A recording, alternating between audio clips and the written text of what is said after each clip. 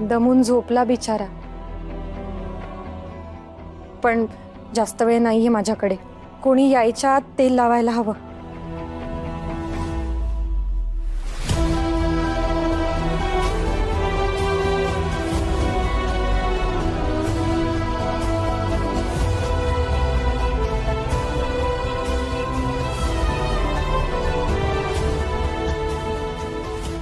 मला जास्त वेळ थांबता येणार नाही इथे।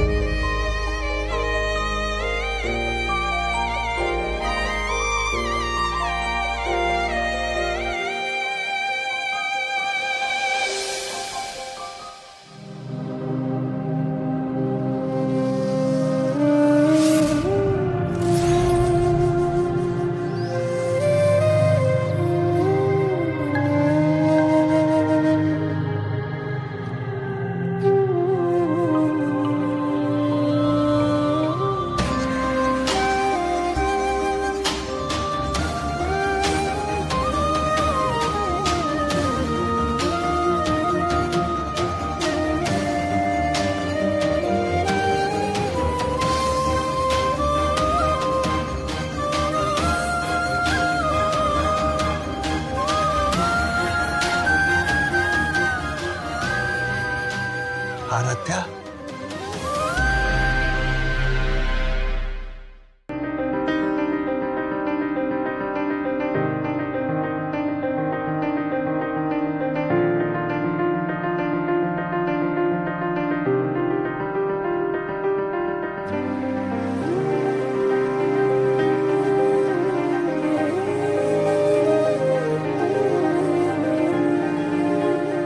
कुठे गेली होतीस तू?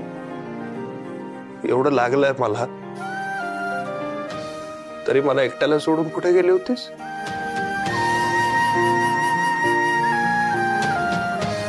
मामा म्हणाला मला तुझ्यासाठी प्रार्थना करते देवळात जाऊन म्हणून। एवढा वेळ कुठल्या देवळात प्रार्थना करत होतीस माझ्यासाठी?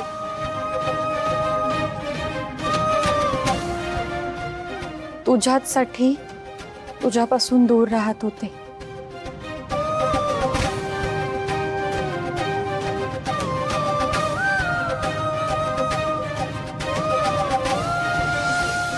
मनाने कायम तुझ्याच जवळ आहे ना मी श्रेयस।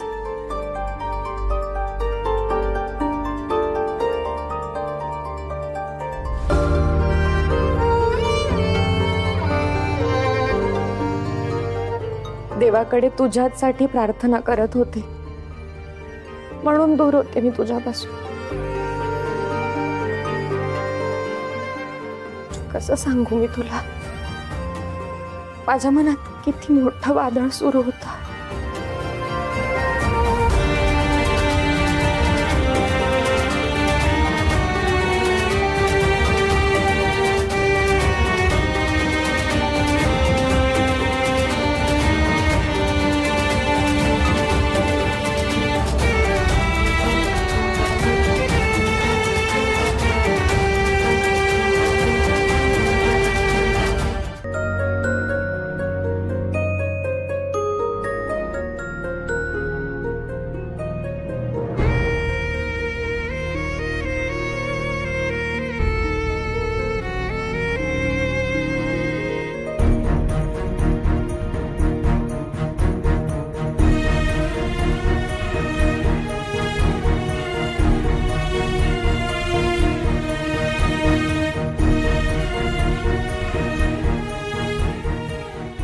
खूप डोकं दुखतंय ना तुझं,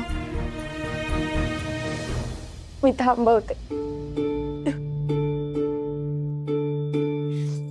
आता बघ कशी जादू होईल।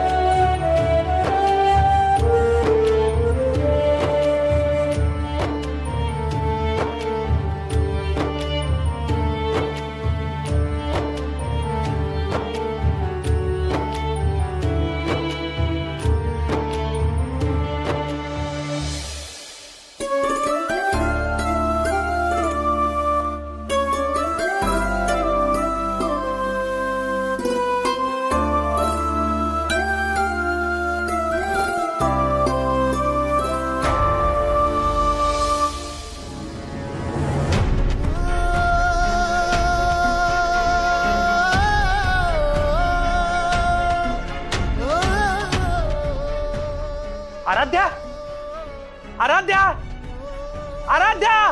श्रेयस, श्रेयस श्रेयस, काय झालं? अरे काय झालं? आराध्या, आराध्या इथे आली होती, माझ्या रूम मध्ये आली होती. मी तिला हाका मारत होतो, पण तिने मागे वळून पण नाही पाहिलं. ती निघून गेली. ती रागवली का माझ्यावर? श्रेयस बाळा, अरे आराध्या नाही, तुला भास झाला असेल. नाही. भास झाला? कशावरून? इतक्या छाती डोकपणे तू कसं काय सांगू शकतोस? पण पण पण ती इकडे आली होती आणि तिकडे थांबत का नाहीये? ती देवळातून आल्यावर इथे आली होती, पण माझ्याशी बोललीच नाही, अशीच निघून गेली. तिने माझ्याशी बोलायचं नाही, मला भेटायचं नाही असं ठरवलंय का? हा, या मुलीला बचावलं होतं इथे येऊ नकोस, तरी सुद्धा तिथे येऊन गेलेली असणार. या अतिशहाणीला जाब विचारायलाच हवा. आलेच मी.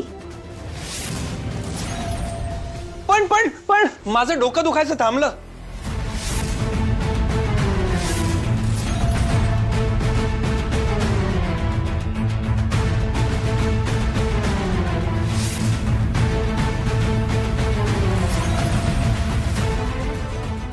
म्हणजे ती काही थांबून बोलली नाही माझ्याशी, पण तिने काहीतरी लावलं माझ्या डोक्याला, मग थांबलं डोकं दुखायचं.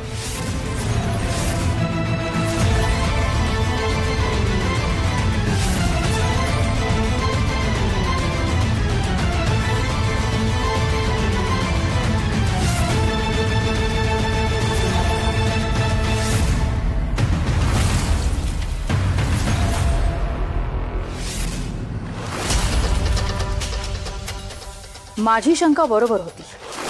मगाशी किचन मध्ये जो हलकासा वास येत होता तो हाच होता.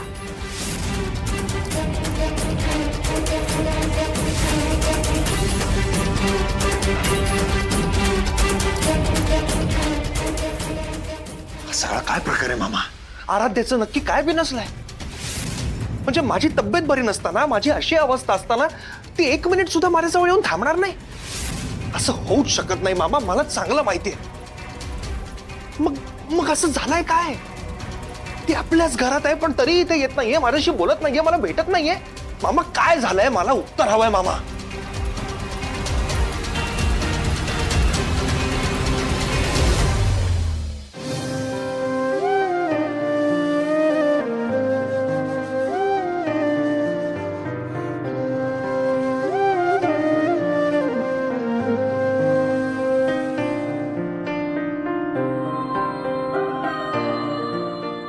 श्रेयसने माझ्या हाताला स्पर्श केला आणि किती सुखावले मी. या प्रेमासाठी मी आयुष्यभर संकट झेलायला तयार आहे.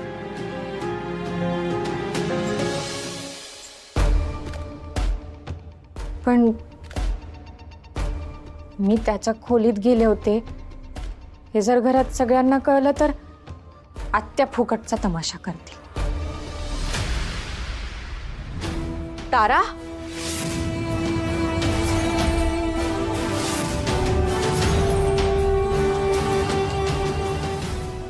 तुझं काय चाललंय? शेवटी तू मला दिलेलं वचन मोडलंसच ना? तुला मी 1000दा सांगितलं होतं की तू श्रेयसच्या रूम मध्ये यायचं नाहीस, तरीही तू आलीस. तू बरा व्हावा असं तुला वाटतच नाही का ग? हा, आता तो मला 1000 प्रश्न विचारतोय.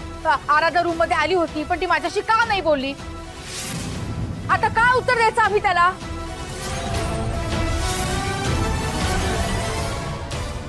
कसली जबरदस्ती हो तुमची? आणि मी त्याच्यापासून लांब राहून तो बरा होईलच हे कशाच्या जोरावर सांगताय तुम्ही? कुठल्या चुकीची शिक्षा देताय तुम्ही आत्या मला? श्रेयसवरचा हल्ला मी केलेला नाही हे पोलिसांनी स्पष्ट सांगितलंय. तरी तुम्ही अशा का वागताय माझ्याशी? मी दोषी असल्याप्रमाणे. मी का म्हणून लांब राहायचं श्रेयस पासून? कारण ज्यावेळी त्याला तुझी गरज होती तेव्हाच त्याच्याबरोबर तू नेमकी नव्हतीस आणि फोन करून त्याला संकटात सुद्धा टाकलंस. म्हणूनच तू त्याच्याजवळ फिरकायचं नाहीस. याला तू शिक्षा समज किंवा दुसरं काहीही. काहीही झालं तरी मी तुला त्याच्याजवळ जाऊ देणार नाही. मी त्याच्याजवळ गेलेच नव्हते आत्या. मी फक्त त्याच्या डोक्याला तेल लावून निघून जाणार होते आणि त्याचं डोकं दुखायचं थांबलं ना, त्याच तेलामुळे थांबलं ना. तर मी पाहिलं असतं काय करायचं ते. त्याचं डोकं दुखणं थांबण्यासाठी मी काहीही केलं असतं. जगभरातून डॉक्टर बोलवले असते, वाटेल तेवढे पैसे खर्च करून. हो, या सगळ्यासाठी लागणारा पैसा श्रावणी देणार होती का तुम्हाला, की तुम्ही स्वतःच्या खिशातून खर्च करणार होता? तारा,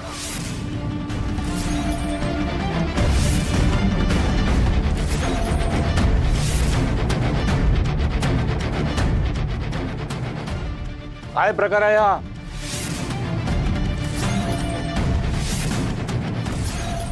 आणि शकुंतला ओरडताय कशाला तुम्ही? आणि आत्या, तू तारा नावाने का ओरडलीस? तुला माहितीये ना, ताराचं नाव श्रेयसच्या कानावर अजिबात पडता कामा नये. आहे मी हिला हजारदा सांगितलं होतं की श्रेयसच्या रूम मध्ये जायचं नाही, तरी ही का गेली? आवरा.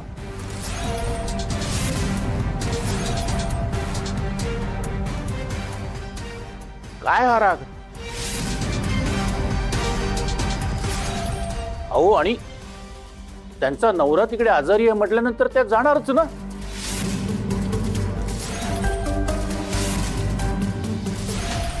आणि त्यांच्या औषधानेच जर त्यांना बरं वाटणार असेल तर कशा करता लाखो करोड रुपये खर्च करायचे त्याच्या ट्रीटमेंटवर?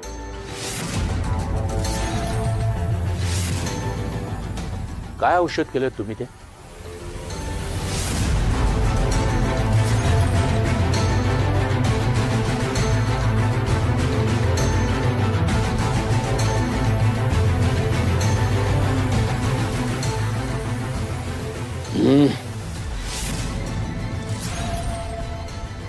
डोकं भणभणायला लागलं.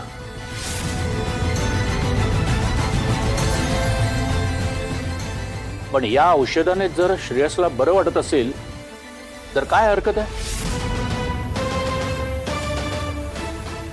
शकुंतला, हे औषध तुम्ही उद्यापासून श्रेयसच्या डोक्याला लावा.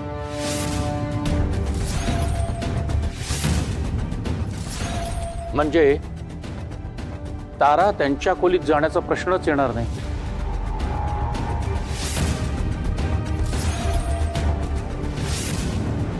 आणि तारा, तुम्हीही दिलेलं प्रॉमिस पाळा. झालं समाधान? रात्र खूप झाले, चला झोपायला निघा. चला निघा, तुम्ही झोपा.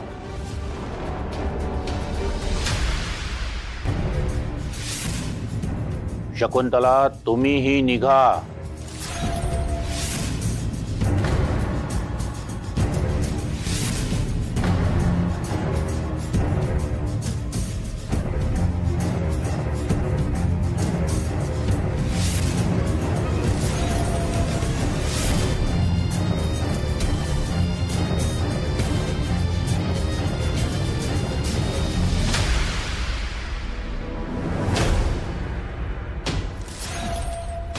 अंधारात केलीत म्हणून पाप दडून राहतात असं नाही.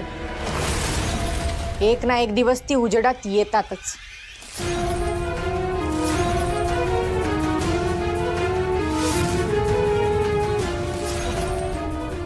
या खोलीचे लाईट्स असोत, अख्ख्या घराचे असोत किंवा हॉस्पिटलचे असोत, अंधार किती असला ना काका तरी माणूस पुरावा मागे सोडतोच. आणि आत्ता तुम्ही माझी बाजू घेतलीत म्हणून मी त्या पुराव्यांकडे दुर्लक्ष करेन या भ्रमात राहू नका.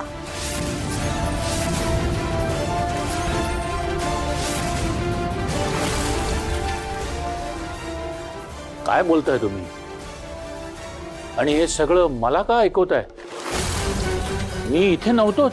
अहो, पण तुम्ही कशाला स्वतःला लावून घेताय? मला इतकंच सांगायचंय, ज्या कोणी व्यक्तीने श्रेयसवर हल्ला केला होता त्याला मी पकडणार.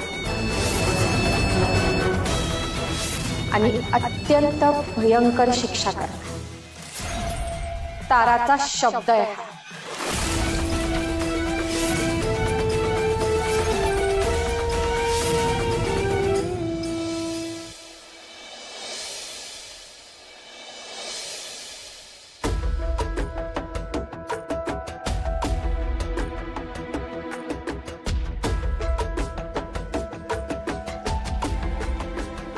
श्रेयस समोर गेले आणि वाद झाला.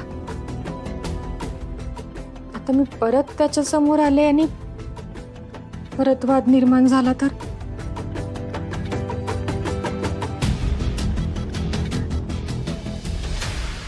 पण मी तरी काय करू?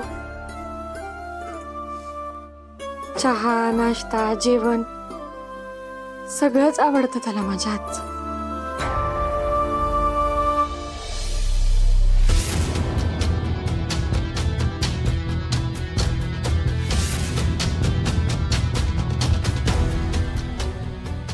श्रेयस सरांसाठीच तुम्ही चहा आणला आहात ना? हो, पण मी घेऊन जाते परत. शकुंतला आत्यांनी बघितलं तर उगाच वाद होतील. मी जाते. थांबा, मी नेऊन देते श्रेयस सरांना चहा. त्यांना तुमच्या हातचा चहा नक्कीच आवडत असेल. आराध्या तुम्हीच आहात ना? ते तुमची इतकी आठवण काढतात आणि तुम्हालाच भेटायची परवानगी नाही. पण सगळेजण त्यांना खोटं सांगतात. तुम्ही देवळात गेला आहात, तुम्ही इकडे आहात, तुम्ही तिथे आहात, पण तुम्ही घरात असून सुद्धा तुम्हाला तुमच्या नवऱ्याला भेटायची परवानगी नाही आणि तुम्हाला कोणी भेटूही देत नाही. पण तुम्ही काळजी करू नका, मी हा चहा त्यांना देताना दरवाजा थोडा वेळ जास्त उघडा ठेवते, म्हणजे तुम्ही त्यांना बघू शकाल. Thank you, thank you so much.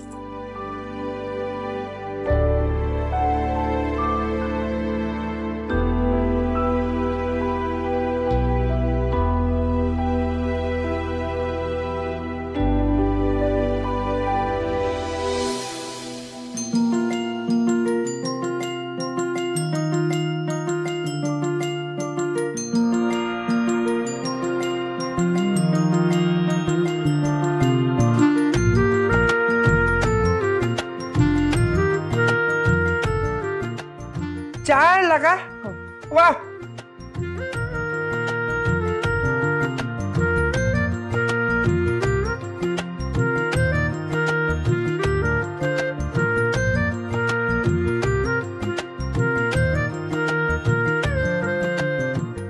वाह, हा तर एकदम मला आवडतो तसा चहा आहे. थँक्स.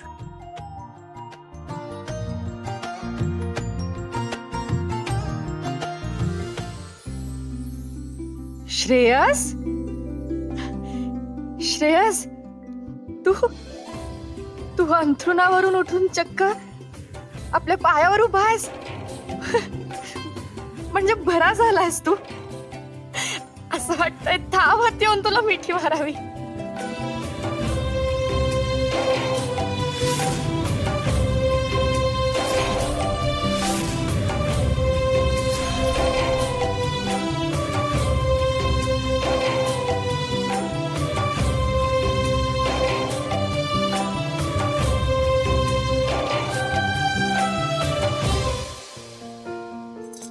आजी, आजी, आजी, आजी, आजी. अगं अगं काय झालं? काय एवढा कसला आनंद झालाय? आजी, आजी, माझा श्रेयस बरा झालाय. म्हणजे एवढे दिवस तो अंथरुणाला खिळून होता ना, आता तो एकदम छान दिसतोय. त्याने नेहमीचे कपडे घातले, एकदम छान दिसतोय तो, एकदम बरा. बघ तू काय बोलतेस ना, मला काही कळत नाही. नीट सांग बरं. आजी, आजी सांगते. म्हणजे माझा श्रेयस ना आता श्रेयस असल्यासारखा दिसतोय.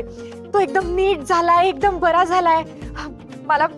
मला माहिती नाही खरंच काय जादू झालीये, पण त्याचा चेहरा एवढा प्रसन्न दिसतोय आजी, जसं काही सगळा आजार दूर पळून गेलाय. एकदम मस्त वाटतंय त्याच्याकडे बघून.